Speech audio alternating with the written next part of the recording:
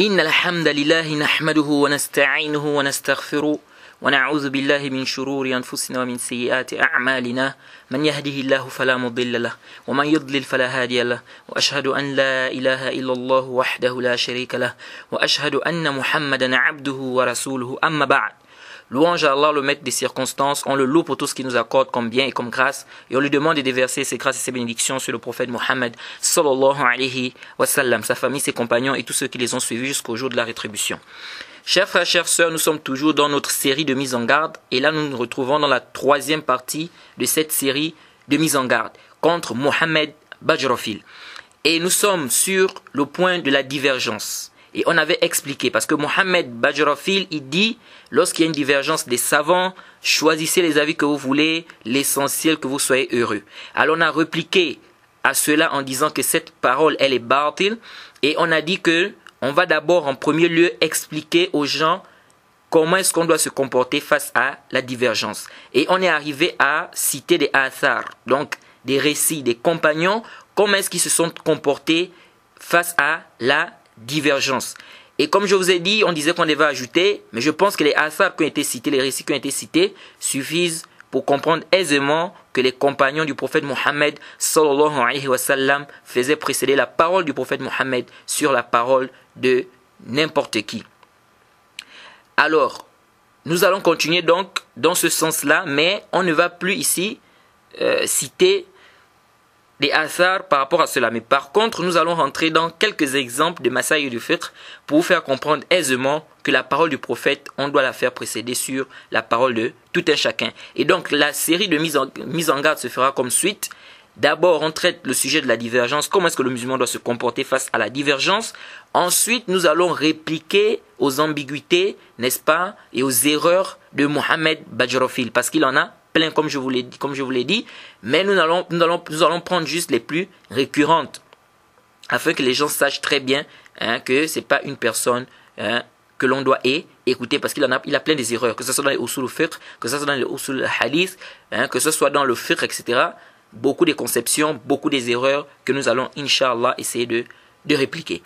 Alors, je vous assure, comme je vous l'ai dit, qu'il y a beaucoup d'exemples dans la sunna qui montrent clairement que les compagnons du prophète faisaient précéder la parole du prophète sur la parole de tout un chacun. Ça, il faut bien comprendre ça, et c'est très important. Même la parole d'Abou Bakr Siddiq.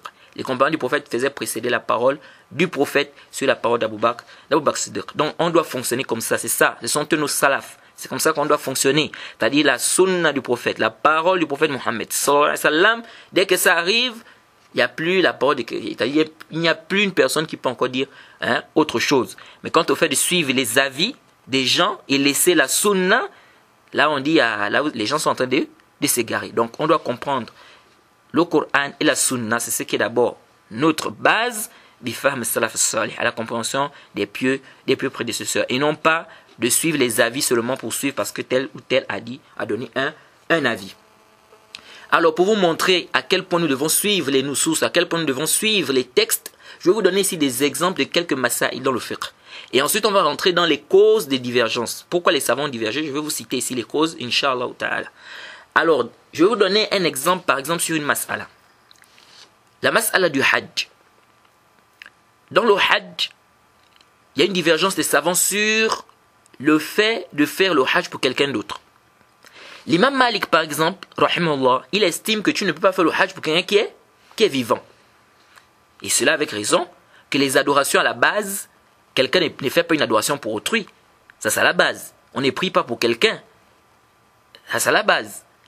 Alors, l'imam Malik, lui, il estime qu'on ne peut pas faire le hajj, pour quelqu'un qui est vivant. Et la majorité des savants, ils estiment qu'il est permis de faire le hajj pour quelqu'un qui est vivant. Mais c'est venu dans le Sahih al-Bukhari et Muslim, le hadith d'Ibn Abbas. Je dis bien, Sahih, Bukhari et Muslim, le hadith d'Ibn Abbas. Il dit, Anna imra'a qalat li Rasulillahi sallallahu alayhi wa sallam, Ya Rasulallahi, faridatullahi fi hajji ala ibadihi. C'est-à-dire, elle dit que il y a une obligation qu'Allah a légiférée sur ses serviteurs. Adraktu abi shaykhan kabiran la yastati' أن يثبت على الراحلة أفحج عنه فقال نعم. Une femme est venue voir le prophète, elle a dit au prophète que mon papa, elle a dit d'abord le hajj, c'est une obligation qu'Allah a mis sur nous. J'ai trouvé mon papa, il est vieux. Il ne peut pas monter sur une monture. Est-ce que je peux faire le hajj pour lui? Le prophète a dit oui. Le hadith est dans le Bukhari et Muslim. Dans ce hadith, on comprend aisément que il est permis de faire le hajj pour quelqu'un qui est vivant. Pourquoi? Parce que cette femme-là, qu'est-ce qu'elle a dit? Elle a dit, mon papa est vieux. Elle n'a pas dit il est mort. Elle a dit il est vieux. Il ne peut pas monter sur la monture. Là, on comprend qu'il est vivant. Et le prophète a dit quoi? A dit oui. Ça montre clairement que la vie de l'imam Malik ici, on ne peut pas travailler avec ça. Ça montre clairement que la vie de l'imam Malik ici, on ne peut pas travailler avec ça. Pourquoi? Parce que le texte est sarih. Le texte est clair ici sur la question. Est-ce que vous suivez ici? Donc, pour dire ici que, dire aux gens que, peu importe, prenez les avis, l'essentiel que vous soyez heureux, ça c'est batil. Parce qu'ici, on a un texte, par exemple, clair dans Bukhari et Muslim, qui nous montre qu'on peut faire pour un vivant, et on a la parole de l'imam Malik qui dit qu'on ne peut pas faire, on dit non. On dit oui, à l'origine, on ne fait pas la doation pour quelqu'un d'autre, mais là où il y a des textes qui montrent que c'est possible, qu'on le fait, on travaille avec le texte. Est-ce que vous suivez? Donc ça montre clairement ici que on peut faire le hajj pour quelqu'un qui est vivant. Pour un vieux, par exemple, qui ne peut pas faire le pèlerinage, qui est déjà vieux, on peut faire pour lui. Et ça montre aussi qu'une femme peut faire le pèlerinage pour un homme, et vice-versa. Ce hadith, puisque c'est une femme qui a posé la question, elle a dit que son papa était vieux. Ça, c'est un. Deuxièmement, je vous donne un deuxième exemple. L'imam Malik, je prends toujours l'imam Malik. Par exemple, dans la mas'ala du Jumu'ah, Tahiyatul Masjid, l'imam Malik te dit si tu viens le Jumu'ah à la mosquée, tu ne dois pas prier, et que l'imam est en train de faire le khutbah. Tu viens le Jumu'ah à la mosquée, l'imam est en train de faire le khutbah, tu ne dois pas prier Tahiyatul Masjid. Est-ce que vous suivez? Tu viens le Jumu'ah à la mosquée, tu ne pries pas quoi? Tahiyatul Masjid. Contrairement à la majorité des savants qui disent que tu pries. Ça, c'est un khilaf, c'est une divergence. C'est venu parce que, bien évidemment, il dit que le prophète Mohammed a interdit de parler. Quand on fait le khutbah, c'est interdit de parler, c'est interdit de s'occuper. Pendant qu'on est en train de faire le khutbah, toi, tu t'occupes d'autre chose. Donc, l'imam Malik voit que de là, on retient que si on vient le khutbah, si on vient le Jumu'ah à la mosquée, on n'a pas le droit de faire quoi? On n'a pas le droit de prier. On s'assoit seulement, on écoute le khutbah parce que c'est ce qui est obligatoire là. C'est venu dans le Sahih al-Bukhari. Écoutez, hein, Sahih al-Bukhari. Que le prophète Mohammed sallallahu alayhi wa sallam, il dit Iza ja'a ahadukumul masjid. Suivez attentivement. Iza ja'a ahadukumul masjida wal imamu yakhtub fala yajlis hatta yusalli rak'atayn. Le prophète dit quoi? Iza ja'a ahadukumul masjid fala wal imamu yakhtub fala yajlis hatta yusalli rak'atayn. Le prophète dit si l'un d'entre vous vient à la mosquée et l'imam est en train de faire le khutbah, suivez attentivement. Il dit qui ne s'asseye pas jusqu'à ce qu'il prie 2 rak'ah. Qui ne s'asseye pas jusqu'à ce qu'il prie 2 rak'ah. Mais les frères, le hadith ici est clair sur la question. Clair, le prophète dit, et l'imam est en train de faire le khutbah. Tu n'as pas le droit de t'asseoir si tu ne pries pas quoi? 2 rak'ah. Et dans le Sahih Muslim, quelqu'un est venu dans la mosquée. Le prophète est en train de faire le khutbah. Il s'est assis. Le prophète lui a dit, Hal solayta rak'atayn. Il a dit non. Le prophète a dit, Qum fa salli. Il est en train de faire quoi? Le khutbah dans le Sahih Muslim. Ça, c'est des dalils clairs. Un-nas sarih fi mahal niza'. Ça, c'est un texte qui est clair sur le débat, sur la question. Alors, ça montre clairement ici que l'avis de l'imam Malik, on ne peut pas travailler avec ça. On ne peut pas abadan. Et on dit clairement ici que l'imam Malik s'est trompé. Pourquoi? Parce que le texte ici est clair sur la question. Et c'est dans le Sahihain. Mais les frères, ici, on ne peut pas venir dire, comme dit Mohamed Badjirofil, que prenez les avis que vous voulez, l'essentiel que vous soyez heureux. Abadan, le prophète me dit ici dans le hadith que je trouve l'imam en train de faire le khutbah, je ne dois pas m'asseoir sans prier, sans faire 2 rak'ah. Maintenant, toi, tu me dis non, l'imam Malik a dit que quand tu viens, tu trouves l'imam en train de faire le khutbah, il ne faut pas prier. Et je vais prendre cette parole et laisser la parole du prophète. Mais subhanallah, on vit dans quel monde? On vit dans quel monde? Et c'est pourquoi l'imam Nawawi, c'est même étonnant. L'imam Nawawi, qu'est-ce qu'il a dit concernant cette mas'ala? Il dit, je ne pense pas, écoutez ce que l'imam Nawawi dit, rahimahullah. Il dit, je ne pense pas qu'un savant, il reçoit ce genre de texte-là, authentique comme ça sur la question, et il laisse ça pour suivre autre chose. Ça, c'est ce que l'imam Malik dit. Hein. Il dit, je ne crois pas que quelqu'un... Ici, c'est pas la mas'ala de... Est-ce que Tahiyat al-Masjid, c'est wajib ou c'est pas wajib? C'est pas ça la mas'ala ici. Ici, la mas'ala, c'est sur le vendredi. Si je viens, je trouve l'imam en train de faire le khutbah. Est-ce que c'est permis pour moi de prier? Oui ou non? Pendant que l'imam est en train de faire le khutbah. C'est ça la mas'ala. C'est pas... Est-ce que c'est wajib ou c'est pas wajib? Ça, c'est une autre mas'ala là-bas. L'imam, non, il dit quoi ici? Il dit que je ne vois pas un savant qui va recevoir un tel texte et il va laisser ça pour suivre autre chose. Mais les frères... Donc ici on peut plus dire non, si celui qui veut, il choisit la vie qu'il veut et puis ah, c'est bâtil ça. Ça c'est bâtil. Ici là, je suis la parole du prophète Mohammed sallallahu alayhi wa sallam et la parole de l'imam Malik. Je mets ça à côté et je lui donne des excuses. Peut-être il n'a pas eu le dalil, peut-être. Mais moi ici, je ne dois pas le suivre. C'est pourquoi Ibn Rushd, qu'est-ce qu'il dit Ibn Rushd dans Bidat al-Mujtahid lorsqu'il a traité cette masala? À la fin il dit quoi? À la fin il dit peut-être que l'imam Malik a regardé le amal de Al-Médine, c'est-à-dire la pratique des gens de Médine. Il dit peut-être que l'imam Malik a regardé quoi? Le amal de Al-Médine, c'est-à-dire la pratique des gens de Médine. Parce que comme on vous l'a déjà dit, ça c'est parmi les principes de quoi? De l'imam Malik. Alors donc, ça c'est une mas'ala qui est claire. Et je m'en souviens une fois, on était en train de traiter une mas'ala en classe. C'était un sujet comme ça. Et je m'en souviens plus bien du sujet. On est arrivé sur le sujet et à la fin, il y avait un texte qui était clair sur la question. Et ce texte-là, on l'a présenté à l'imam Malik. L'imam Malik a dit, oui, mais laysa alayhi amal indana. Il a dit oui, mais ici, là, cette pratique-là c'est pas pratiqué chez nous ici. Et j'étais assis, j'ai dit, subhanallah. Comment il peut délaisser le texte pour dire que parce qu'on ne pratique pas ça chez lui? Toute la classe, les gens se sont acharnés sur moi. Les gens se sont acharnés. Et certains étudiants qui étaient là, qui faisaient le fanatisme de l'imam Malik, ils disent non, comment? Il a certainement un dalil. Il a certainement un dalil. Je dis subhanallah.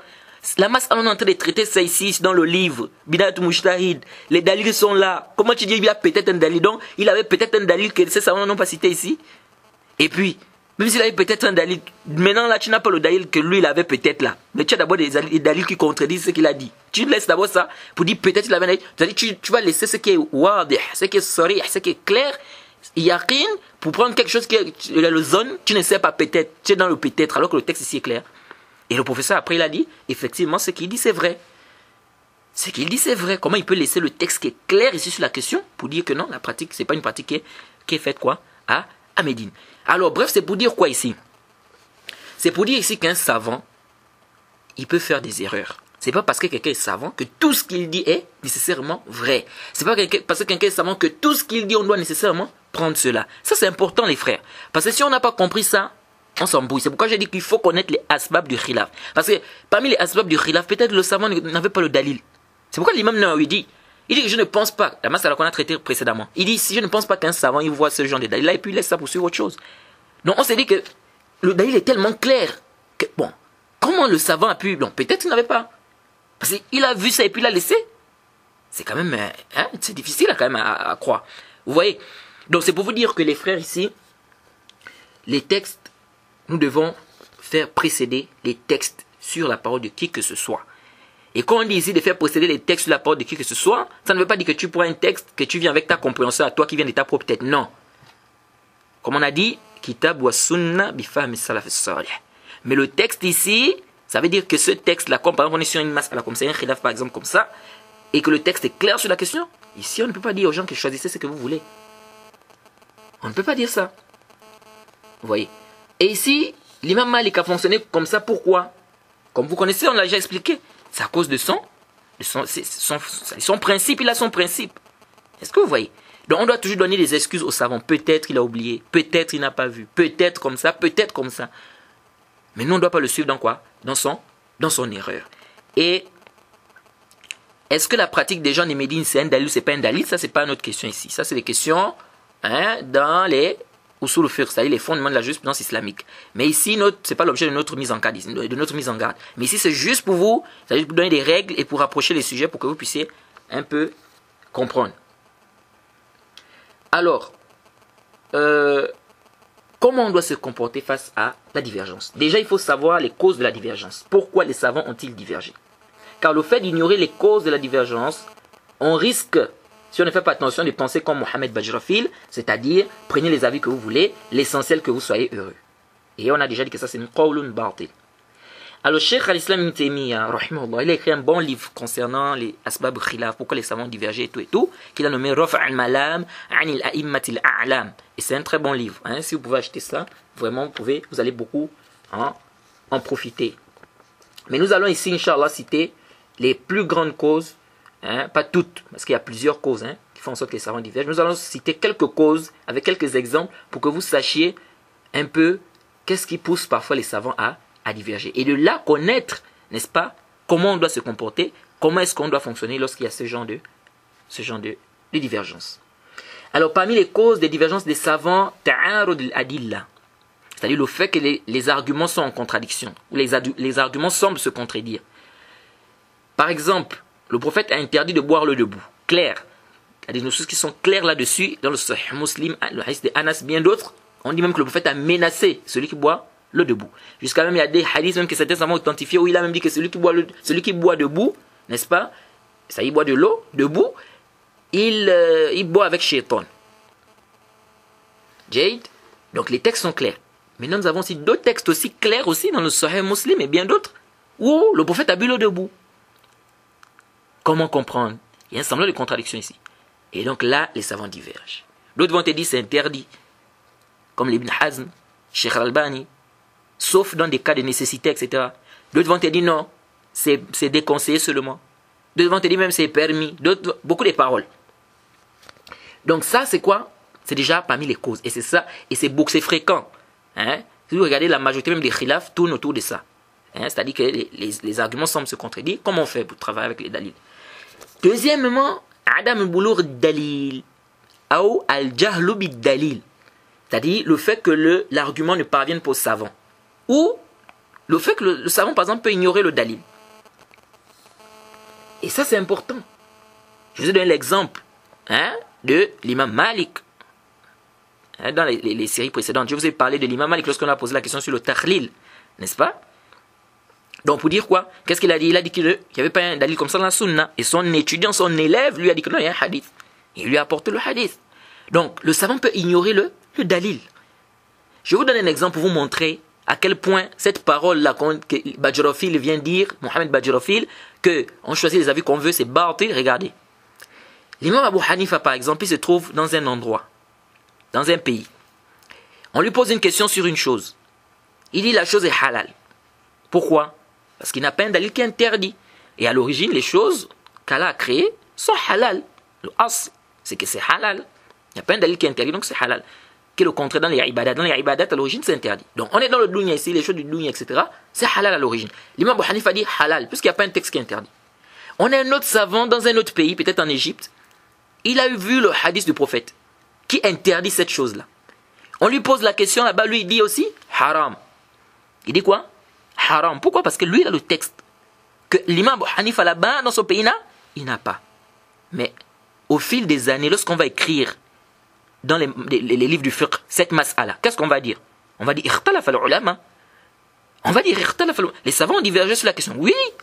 Pourquoi? Parce que l'imam Abu Hanifa là-bas dans son pays, il avait dit halal. L'autre savant là-bas en Égypte, il a dit haram. Pourquoi? L'imam Abu Hanifa dit parce qu'il n'y a pas un dalil.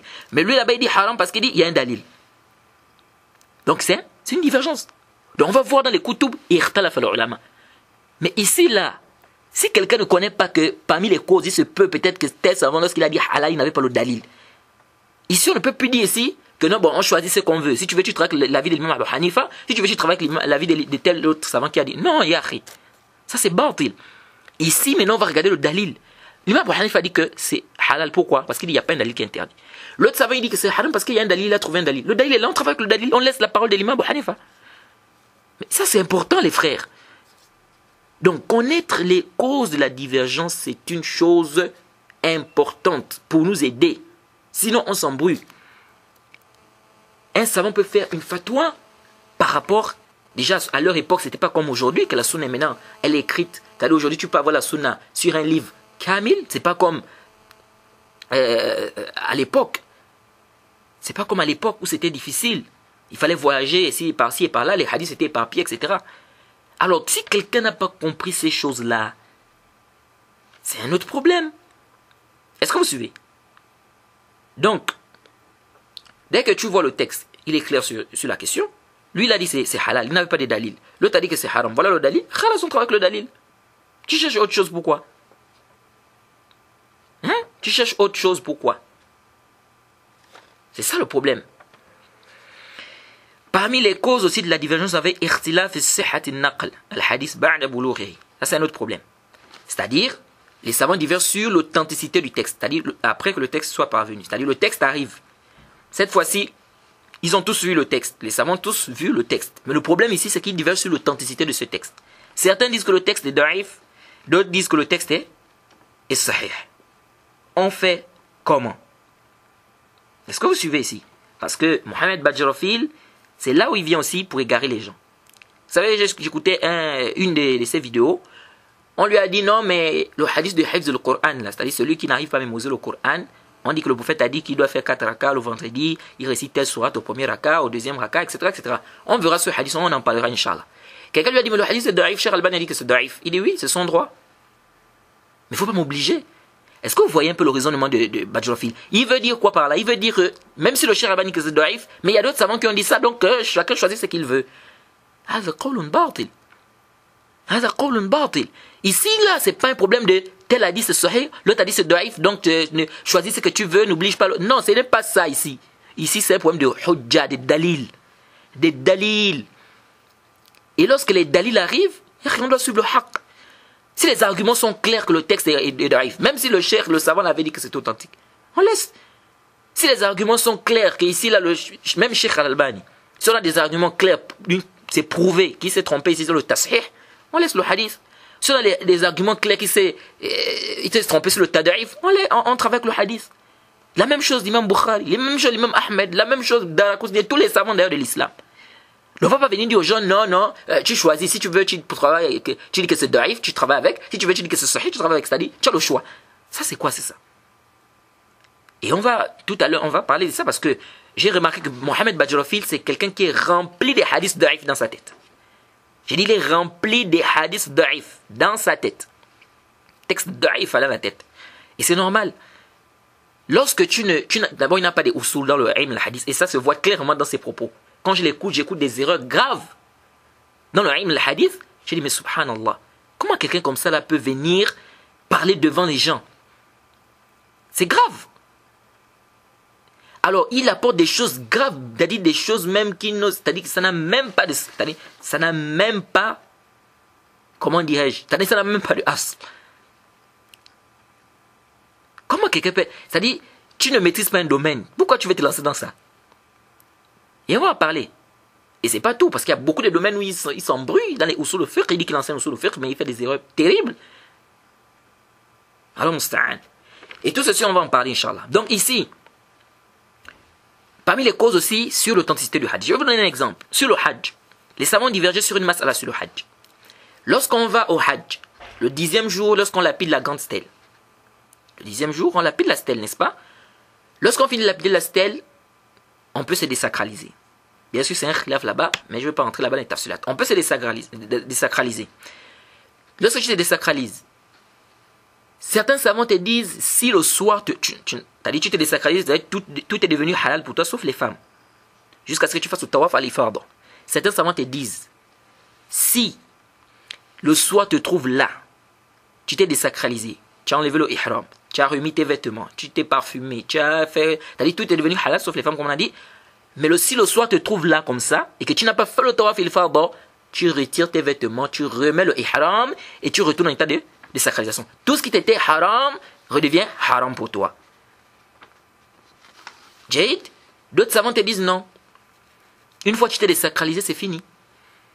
Une fois que tu t'es désacralisé, c'est fini. Il n'y a plus à dire que même si le soir te trouve, tu n'as pas fait le tawaf et l'ifard, il n'y a pas à dire que tu reviens encore, etc. Mais la divergence, cette divergence, elle retourne à quoi? C'est quoi la cause de ça? C'est sur un hadith qui est dans le Sunan Abi Daoud, où le prophète te dit clairement que si le soir te trouve et que tu n'as pas fait le tawaf et l'ifard, tu dois retourner en état de désacralisation. Alors certains savants ont authentifié ce hadith, tel que le Cheikh Al-Albani, Ibn al-Qayyim, par exemple. Ils ont authentifié le hadith. Et donc ils disent qu'on doit travailler avec le hadith. Donc si le soir te trouve là, à Mina, tu n'as pas fait le tawaf et l'ifard, ici tu reviens en état de désacralisation. Et d'autres savants te disent non. Ils trouvent par exemple que le hadith est da'if. Jade. Et puis je rappelle qu'ici, il n'y a pas un ijma'. Parce qu'il y a des gens qui disent, oh non, il y a un ijma' sur la question que non, on ne doit pas retourner un état de sacralisation même si le soir te trouve et que tu n'as pas fait le tawaf. Il n'y a pas ijma'. Il n'y a pas ijma' sur la question. Ça a été rapporté, c'est un khilaf. Et Urwa ibn Zubair, qui fait partie des tabi'in, il avait cet avis. Donc c'est pas un ijma'. C'est depuis même les tabi'in. Et le texte ici est clair sur la question. Bref. Alors, ici, c'est une divergence. Mais la divergence repose sur quoi? Sur le texte, sur un texte. Ce texte-là, ceux qui ont authentifié le texte disent qu'on travaille avec le texte. Ceux qui ont dit que le texte est da'if, ils ne travaillent pas avec le texte. Donc la divergence ici, c'est quelle est la cause ici de la divergence? C'est sur un texte. S'il est authentique, on travaille. S'il n'est pas authentique, on ne travaille pas avec. Vous voyez? Donc ça, c'est parmi les causes de quoi? Des divergences des savants. C'est-à-dire l'authenticité d'un texte. Et vous allez trouver ça aussi également beaucoup dans quoi? Dans les livres de fiqh. Parfois, les savants divergent. Ils divergent sur quoi? L'authenticité d'un hadith. Maintenant, quand les savants divergent sur l'authenticité d'un hadith, comment on fait? On fait comment? Celui-là a dit que c'est da'if, l'autre a dit que c'est sahih. On fait comment? Tout ceci, Inch'Allah, on parlera de ça parce que je vous ai dit que on va réserver une séquence sur les hadiths da'if que Mohamed Bajrafil est en train de remplir, n'est-ce pas, à la communauté musulmane avec, ou bien la communauté de France, ou bien les francophones, je veux dire, le public francophone, ils remplissent leur tête avec des hadiths da'if. Pourquoi? Parce que le bon monsieur, n'est-ce pas, il est da'if fi ilm al-hadith, c'est-à-dire il est très faible en ce qui concerne les sciences du hadith. Et bien évidemment, c'est pourquoi il tombe dans ce genre d'erreur. Donc il remplit les gens avec des trucs da'if, et sous prétexte que, parce qu'il est venu avec le premier hadith sur le hifz du Coran, que oui, mais il y a un tel savant qui a dit. Non, ici, ce n'est plus un problème de tel savant qui a dit. C'est-à-dire, il faut que les gens comprennent. Ici, ce n'est plus un problème de tel savant a dit. Ici, c'est maintenant un problème de dalil. Le ilm al-hadith, c'est une science où il y a des qawaid, il y a des règles. Donc ces règles-là, on doit les comprendre, on doit les peser. Bien évidemment, ce n'est pas tout le monde qui peut maîtriser, qui peut comprendre tout cela. Bref, mais je vous l'ai dit ici, un point qui est important, c'est quoi? C'est que ici, on ne doit pas dire aux gens, non, tant qu'il y a divergence, il y a l'autre savant qui a dit que c'est da'if, l'autre a dit que c'est sahih, donc choisis ce que tu veux, tu prends, et puis tu travailles avec. Non. Alors, parmi également les causes des divergences, vous avez ce qu'on appelle al-ikhtilaf fi na'i dalil. Hal yuhtajju bihi am la. C'est-à-dire, nous avons la divergence par rapport à la catégorie de dalil. C'est-à-dire la catégorie de la preuve, ou le genre de preuve. Est-ce que c'est une preuve, oui ou non? Par exemple, le mafhoum al-adad. Est-ce que le mafhoum al-adad, c'est un dalil dans l'islam? Le mafhoum al-adad, c'est-à-dire ce qui se comprend de manière contraire par rapport au nombre. On a aussi hal amal ahl medina dalilun, comme ce qu'on a dit, la pratique des gens des Médines, des tabi'in, c'est-à-dire la pratique des gens des Médines, des tabi'in par exemple, à l'époque des tabi'in, la pratique des gens des Médines, est-ce que c'est un dalil, c'est une preuve, oui ou non? Les savants de Usul, ils divergent. Le qiyas, est-ce que c'est un dalil, c'est une preuve, oui ou non? Est-ce que vous suivez? Donc il y a aussi ce qu'on appelle la catégorie des dalils. Est-ce que ça c'est considéré comme un dalil ou pas? Si un savant par exemple, il dit par exemple que la pratique des gens des Médines, c'est un dalil comme l'imam Malik, c'est évident que sur une question, il va travailler avec ça, il va considérer ça comme un dalil. Si d'autres savants estiment que c'est pas un dalil, ils vont pas prendre ça comme un dalil. Donc ils vont dire que ce que toi tu nous apportes, on ne peut pas travailler avec ça parce que c'est pas un dalil chez nous. Est-ce que vous suivez? C'est pour vous dire que parmi les causes des divergences aussi, il y a est-ce que ce que tu apportes là, c'est considéré comme un dalil ou bien c'est pas considéré comme un dalil? Le mafhoum mukhalafa, c'est un dalil ou bien c'est pas un dalil? Ça c'est parmi les causes de quoi? Des divergences des savants. Ensuite nous avons aussi al-ikhtilaf fil qa'ida. La divergence sur une règle. Sur quoi? Une règle. On a par exemple une qa'ida. Est-ce que cette qa'ida là, ici là, ça va passer ou ça ne passe pas? Est-ce que c'est un dalil ou c'est pas un dalil? Par exemple, haml mutlaq ala al-muqayyad. C'est-à-dire le fait qu'un texte soit général, nous avons un texte qui est général et nous avons un autre texte qui est restreint. À quel moment la restriction du texte général se fera? Par exemple, le prophète ou Allah subhanahu wa ta'ala par exemple parlait de celui qui tue quelqu'un involontairement. Il doit faire comme expiation de faire sortir quoi? Un esclave comme expiation. Et il a également parlé de zihar. Zihar, il a demandé aussi l'expiation zihar, c'est-à-dire celui qui dit par exemple à sa femme que tu es comme le dos de ma mère, etc. Zihar, il a demandé par exemple de faire sortir également là-bas un esclave comme expiation. Alors, dans le meurtre involontaire, on a dit un esclave. C'est pas précisé. Est-ce que c'est un esclave croyant qu'on doit faire sortir ou un esclave qui est mécréant qu'on doit faire sortir? Et dans le zihar, on a dit un esclave croyant. Est-ce qu'on va prendre Donc là, le zihar, là-bas, c'est bien précis. Mais dans le meurtre involontaire, c'est pas précis. Donc, est-ce qu'on va prendre la restriction qui a été faite dans le zihar, kafaratu zihar, et on amène ça dans la généralité du texte qui est sur le meurtre involontaire? Est-ce que c'est comme ça qu'on va fonctionner? Et c'est là où vous voyez les divergences des savants. Donc la divergence peut être également sur la qaïda, comme je viens de vous le dire. Parmi aussi les causes, nous avons la divergence fi qira'at, dans les qira'at du Coran. On a vu ce qu'on appelle par exemple la qira'at shaza, c'est-à-dire la lecture qui est marginale. C'est shaz. Est-ce qu'on travaille avec ça, oui ou non? Certains vont te dire oui, on travaille du moment où c'est authentique, on travaille avec. L'autre vont te dire non, on ne travaille pas avec ça. Et donc ça peut amener un khilaf, une divergence sur une question. Le jeûne, est-ce qu'on doit le faire mutatabi'a, c'est-à-dire est-ce qu'on doit le faire de manière successive, ou bien on a le choix. Je peux jeûner aujourd'hui, si je veux rembourser, je peux jeûner aujourd'hui, demain après. Est-ce on fait comme ça? D'autres vont te dire non, ils travaillent avec la version qui est venue dans le hadith. D'autres vont te dire non, c'est shaz, c'est marginal, c'est une qira'a, c'est vrai, c'est une lecture du Coran, mais c'est shaz. Est-ce que vous suivez un peu? Donc ça aussi c'est parmi quoi? Les asbab du khilaf, c'est-à-dire qu'ils divergent sur la qira'at, c'est-à-dire que la lecture, est-ce que cette lecture-là, on peut s'argumenter de ça? Oui ou non? Parmi les causes de divergence, vous avez ce qu'on appelle le fait qu'un mot ait plusieurs sens. Un seul mot, si ça a 2 ou 3 sens, ou plusieurs sens, ça peut amener une divergence. Par exemple, mas'alatu quru. Al-quru. Al-quru, c'est-à-dire ça a 2 sens en arabe. Ça peut avoir le sens de l'état de pureté, ça peut avoir le sens des menstrues. Alors les savants ont divergé ici. La femme, par exemple, qui a été divorcée, elle a 3 mois d'attente, de vicuité, etc. Mais ces 3 mois d'attente, elle compte ça comment? Est-ce qu'elle compte, c'est par rapport à la période des menstrues, ou bien elle compte, c'est par rapport à la période de pureté? C'est une divergence des savants. La divergence retourne sur quoi? Sur le mot quru, parce que ça a 2 sens. Ça veut dire ça, ça veut dire ça. Maintenant, c'est quoi le sens qui est voulu ici dans le Coran? Lorsqu'Allah a parlé de 3 quru, ça veut dire quoi ici? C'est quoi le sens? C'est là le problème. Donc vous voyez, ça c'est parmi les causes également de divergence. Sur un seul mot, si un mot a par exemple 2 ou 3 sens, parfois les savants divergent sur cela. Parmi les causes de la divergence, on a haml al-lafz ala al-haqiqa ou ala al-majaz. Le fait qu'on prenne un mot. Est-ce qu'on doit prendre ce mot-là, comprendre ça de manière apparente, de manière réelle dans son sens premier, ou on doit comprendre ça dans son sens second, c'est-à-dire de manière, comment on peut dire, au sens figuré, entre parenthèses. Est-ce que vous suivez? Je vais vous donner un exemple.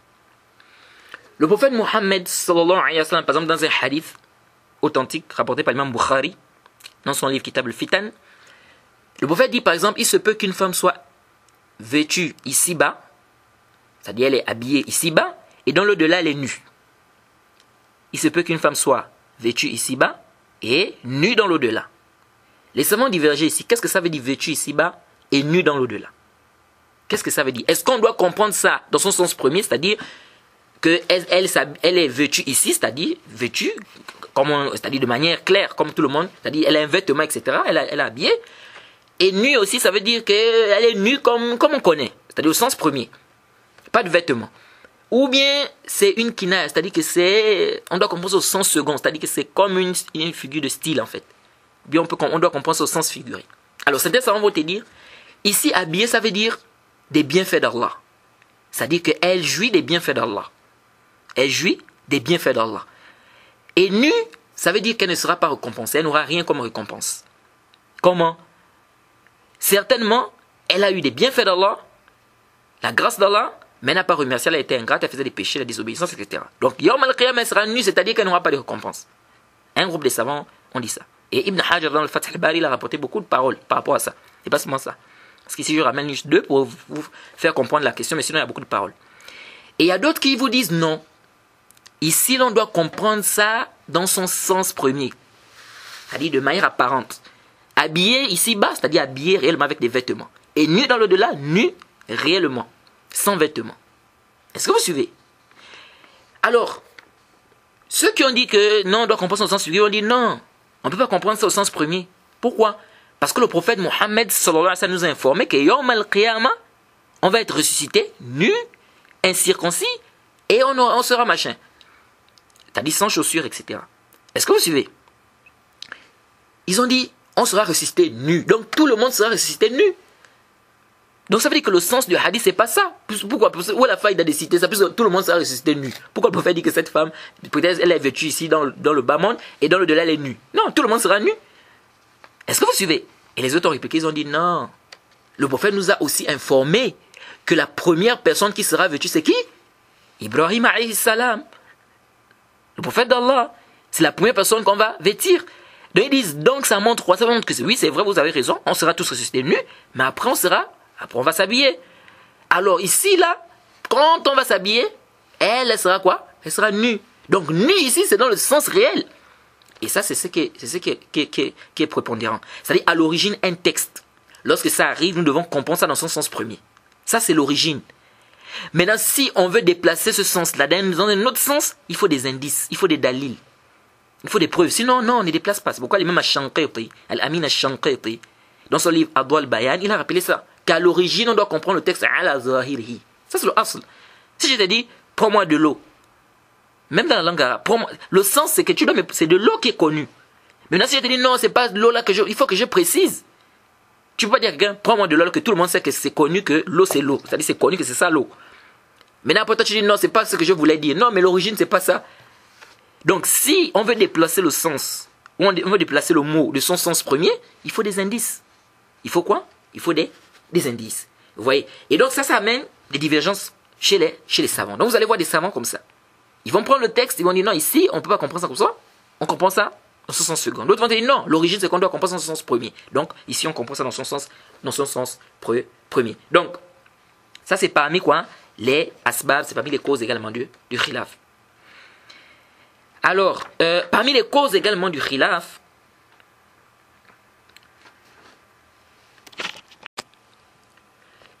nous avons ce qu'on appelle parmi les causes du khilaf, nous avons hal hukm mansukh amla, le nasr, le problème du nasr. Parfois les savants divergent sur le problème d'abrogation.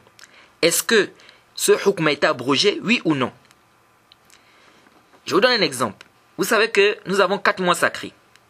Alors ces 4 mois sacrés, Allah nous a interdit de faire le djihad, de combattre dans ces mois-là. Jade, les savants ont divergé.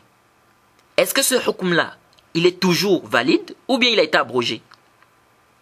Certains disent que c'est toujours valide. Donc on n'a pas le droit de faire le djihad pendant les 4 mois sacrés là, sauf si on nous attaque. Si on nous attaque, ça c'est autre chose. Mais nous-mêmes à l'attaque, parce qu'il y a 2 types de djihad. Djihad de dafa' et djihad de talab. On a 2 types de djihad, c'est-à-dire le combat offensif et le combat défensif. Contrairement aux gens des bid'a qui disent que non, nous avons ce qu'on appelle le djihad de dafa'. Donc le combat défensif, ça c'est batil. Nous avons 2 types de djihad. Le dafa' et le talab, c'est-à-dire combat offensif et combat défensif. Alors bref, ces savants disent quoi? Ils disent que le hukm est toujours valide. Donc, on n'a pas le droit de combattre dans ces 4 mois sacrés. D'autres disent non. Ce hukm a été abrogé. Donc, il est permis pour nous, même pendant les mois sacrés, là, de faire le djihad. Vous voyez, ça c'est un khilaf des savants. Est-ce que vous suivez? Donc, ici, là, on doit comprendre et on doit connaître. Et là, ça t'amène déjà à comprendre c'est quoi le nasr, c'est quoi l'abrogation, quelles sont les conditions de l'abrogation. Tout ça, là, tu dois connaître ça. C'est pourquoi un étudiant doit faire usul al-fiqh. Il doit faire les fondements de la jurisprudence islamique. Sinon, c'est difficile. Et de là, tu pourras déjà voir quelle est la vie qui est prépondérante, oui ou non. Parce que s'il n'y a pas de qawaid, si tu n'as pas des règles, des principes, c'est difficile. Est-ce que vous suivez? Donc parmi les causes de la divergence aussi, nous avons le fait, est-ce qu'un hukm a été abrogé, oui ou non. Parmi les causes, nous avons le haml amr. Est-ce que le amr, c'est ala al-wujub ou ala al-nadb? C'est-à-dire, lorsque l'ordre vient, est-ce que ça implique l'obligation ou ça implique quelque chose de surrogatoire à l'origine? Ça, c'est une divergence chez les gens des usul. C'est important. C'est parmi les causes de divergence. Haml al-nahi ala al-tahrim ou al-karaha. C'est-à-dire, lorsque le prophète dit ne faites pas telle chose, est-ce qu'on dit c'est interdit de manière formelle ou bien on dit c'est simplement des conseillers? Ça amène à la divergence. Tu vois par exemple des savants qui vont te dire manger avec la main gauche par exemple. Manger avec la main gauche c'est quoi? C'est interdit. D'autres te disent non, c'est pas interdit. C'est déconseillé. Mais pourtant le prophète a dit de ne pas le faire. Donc ils vont diverger. Est-ce que ici, quand le prophète a dit ne faites pas ici, est-ce que c'est l'interdiction ou est-ce que ça veut dire que c'est simplement des conseils? Est-ce que vous voyez un peu? Donc ça c'est parmi quoi? C'est parmi également les causes de divergence. Parmi les causes également nous avons l'acte du prophète. Est-ce que l'acte du prophète implique l'obligation ou quelque chose de caractère surrogatoire. On a vu par exemple le prophète Mohammed sallallahu alayhi wa sallam dans un hadith notifié au Cheikh Albani bien d'autres, il a vomi, ensuite il a fait les ablutions. Mais sinon on a Bidaou. Il a vomi, il a fait quoi? Les ablutions. Est-ce que ça veut dire que si on vomit, c'est obligatoire pour nous de faire les ablutions? Est-ce que vous suivez? Donc ça c'est parmi également les causes de divergence. Parmi les causes aussi, on a ce qu'on appelle la compréhension du dalil. Et ça aussi c'est beaucoup. Parfois les savants ont un même dalil, mais ils divergent sur la compréhension de ce dalil. Comment on doit comprendre ça? Est-ce que vous suivez un peu? Donc ça, ce sont les causes de manière âme les plus récurrentes sur les divergences des savants. Une fois on connaît déjà ces causes-là, et maintenant on cherche à connaître comment on doit travailler avec ces causes-là. Exemple, si les savants divergent sur le nasr, comment on doit travailler? Le asr, c'est quoi? C'est que le hukm est abrogé ou c'est pas abrogé? On dit, bon, l'origine, c'est que le hukm n'a pas été abrogé. Ok, donc ça veut dire que celui qui dit que c'est abrogé, c'est celui qui doit apporter des preuves. Un exemple. On revient sur le amr. Est-ce que ça implique l'obligation? L'ordre, est-ce que ça implique l'obligation ou pas? On revient dans les nusus. Est-ce qu'on a des textes qui viennent nous aider dans la question? Bon, oui, on a des textes. On travaille avec les textes. Si on en a, bon, l'ordre implique l'obligation, par exemple. Alors, ça veut dire qu'à l'origine, si le prophète ordonne, ça veut dire que c'est obligatoire. Celui qui vient de déplacer de là, il faut qu'il apporte des dalils. Et c'est comme ça, ainsi de suite. On rentre dans l'interdiction, etc., etc. Lorsque l'acte du prophète semble se contredire avec sa parole, comment on fait? Est-ce qu'on fait précéder la parole? Est-ce qu'on fait précéder l'acte? On fait comment? On travaille comment ici? Ou bien est-ce que ça devient déconseillé? Est-ce que ça, tout ça, on doit apprendre dans les usul fiqh. C'est pourquoi j'ai dit un étudiant qui ne fait pas usul fiqh, vraiment c'est difficile, ce sera difficile pour lui de bien comprendre le fiqh. Ce sera très difficile. Parce que les qawaïd que vous voyez là, les frères, c'est très très important. Si quelqu'un n'a pas bien appris ces qawaïd, les règles, c'est difficile. Tu vas t'embrouiller, on va te balader. Là-bas on dit halal, l'autre là-bas dit haram. Ici on vient, il t'amène comme ça. Quand je vois Mohamed Badjarofi, parfois il apporte des choses là. Je dis mais regardez-moi celui-là. Et il prétend avoir appris les usul fiqh. Ou bien il fait semblant. Il veut égarer les gens. Il apporte parfois des choses qui sont, c'est-à-dire mardoud, directement. Parce que tu sais déjà la qaïda qui vient déjà rejeter ce qu'il est en train de dire là. Donc il faut apprendre quoi? Les principes. Pourquoi les savants divergent? Comment on doit comprendre les divergences des savants? Et dans les causes des divergences, comment on doit travailler avec? Qu'est-ce qu'on sort? C'est-à-dire qu'est-ce qu'on retire de ces causes-là? Comment est-ce qu'on va pouvoir émerger par rapport à quoi? Par rapport à ces causes. Et comme je vous l'ai dit, j'ai remarqué que Mohamed Badjrofil, il s'appuie beaucoup plus sur les avis des savants. Lui, c'est les avis qui l'intéressent. Non, tel cheikh a dit, tel savant a dit, non, tel... Lui, c'est ça. Au lieu des dalil. Nous, c'est pas ça. On dit quoi? Comme l'imam Ahmed a dit, Al-Hujjatu fil athar. Al-Hujjatu fil athar. C'est-à-dire, la preuve se trouve dans les récits, dans les textes, dans les nusus. Jade, bifahm salaf salih. La compréhension des pieux prédécesseurs, des premiers musulmans. Donc ici, là, ce n'est pas un problème de tel savant. Il dit, oui, mais l'imam Suyuti a dit, oui, mais l'imam Nawawi a dit, oui, l'imam, oui, c'est pas ça le problème ici. Le problème ici, c'est la dalil. C'est ce qui nous intéresse, les dalils. Et ces dalils, on doit les peser au qawaïd de la législation. Parce qu'on a des règles, des principes dans l'islam. Donc les dalils de tout un chacun, parce qu'il y a des gens qui viennent qui disent, comme j'ai toujours l'habitude de dire, ils viennent et te disent, non, mais tu crois que lui, il a dit ça, il n'avait pas le dalil. Non, peut-être qu'il avait le dalil, mais les dalils n'ont pas tous les mêmes degrés aussi. Il faut comprendre ça aussi. Les dalils n'ont pas tous les mêmes degrés. Et il faut que les gens mettent bien dans leur tête, ça c'est très important, que nous, les gens de la sunna, on considère qu'il n'y a aucune personne qui est infaillible, sauf les messagers. Toute personne tombe dans des erreurs, toute personne, il se trompe, il oublie. Si vous retournez dans les hadiths, par exemple, je vais vous prendre des exemples simples. Dans les hadiths, vous allez trouver que, par exemple dans les kutub de Mustalah al-Hadith, vous allez voir par exemple qu'il y a des gens qui ont rapporté certains hadiths, et par la suite il a oublié que c'est lui qui a dit le hadith là. C'est-à-dire, il a rapporté un hadith, mais après il oublie que c'est lui qui a donné le hadith. Ça arrive. Donc il faut connaître tout ça.